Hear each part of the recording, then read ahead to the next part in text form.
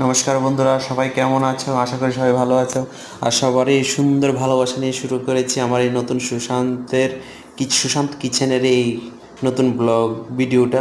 এখানে আজকে ব্লগ না, এটা ছোট্ট একটা রান্নার রেসিপি শেয়ার করছি। তো কি করে এই জিনিসগুলি বানিয়েছি বা এটা তোমাদের সাথে পরে শেয়ার করছি অন্য একটা ভিডিওতে। আর আজকে এরকম খোলামেলাভাবে প্রকৃতির সৌন্দর্যকে উপভোগ করার জন্য শুরু করে দিলাম আমার এই আজকের জার্নিটা। তো সবাই কেমন আছো? আশা করি ভালো আছো। চলে গিয়ে আর কিছুক্ষণ হয়ে চললাম কিচেনে গিয়ে বানিয়ে ফেললাম পুরি, গরম গরম পুরি। মানে একটু, মানে কি বলবো, খুব ভালো লাগলো এগুলি মানে বানাতে যাই কি যেহেতু খেতে খুব ভালো লাগে আমার। একটা একটা করে গরম গরম বানিয়ে নিলাম ঝটপট। তারপর আসছে নতুন কিছু ধামাকা, সেই ধামাকাটাকে উপভোগ করতে হবে। দেখুন কি কত সুন্দর হয়েছে, যদিও আমি নতুন, কিন্তু খুব। তারপর ছোলার ডাল বানিয়ে নিয়েছি, ওয়াও! দেখ কি ধোয়া উঠছে, মানে দেখলেই যেন মানে মন ভরে যায়। ছোলার ডালের সাথে পুরি, আহা! কি যে আনন্দ আর কি যে মজা, সেই মজা। তারপর বসে বললাম আর কি পেট পুজোই।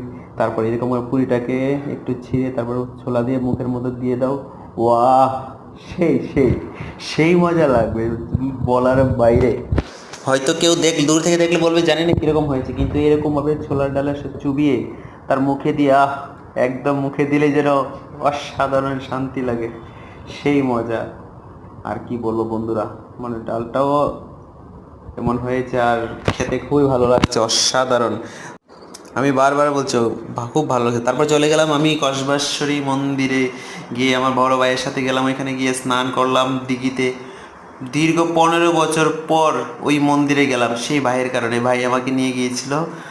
তো বাপিদা, থ্যাংক ইউ বাপিদা।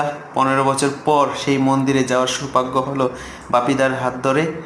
খুব ভালো লাগলো, দিঘিতে গিয়ে স্নান করলাম, মানে অসাধারণ লাগলো এত গরম হাওয়ার মধ্যে। তারপর খুব ঠান্ডা, দাদা বলছিল চলো চলো পুজো দিতে হবে তাড়াতাড়ি, কিন্তু আমার উঠতে মন চাইছিল না। কিন্তু দাদা আমাকে রেখে যাওয়ার জন্য প্রস্তুতি নিচ্ছিল। তো কী করবো বেচারা, আমিও চলে গেলাম মায়ের মন্দিরের উদ্দেশ্যে। তারপর আমার তো উঠতেই মন চাইছিল না। তারপর সেই আর কাহিনী কি কি আর বলবো, চলে গেলাম মায়ের একদম সোজা মন্দিরে। তারপর মন্দিরে চলে গেলাম, মায়ের জন্য সামান্য কিছু ফুল আর একটু মায়ের ভোগের প্রসাদ পেড়া। কিন্তু প্যারাটা হচ্ছিল গরম গরম, অসাধারণ। ভাবতে পারিনি মায়ের কাছে আমি 15 বছর পর, কথায় আছে না, মা না ডাকলে যাওয়া যায় না। সত্যি মায়ের কৃপা হয়েছিল আমার উপর, তার জন্য আমি মায়ের দর্শন লাভ করতে পেরেছি।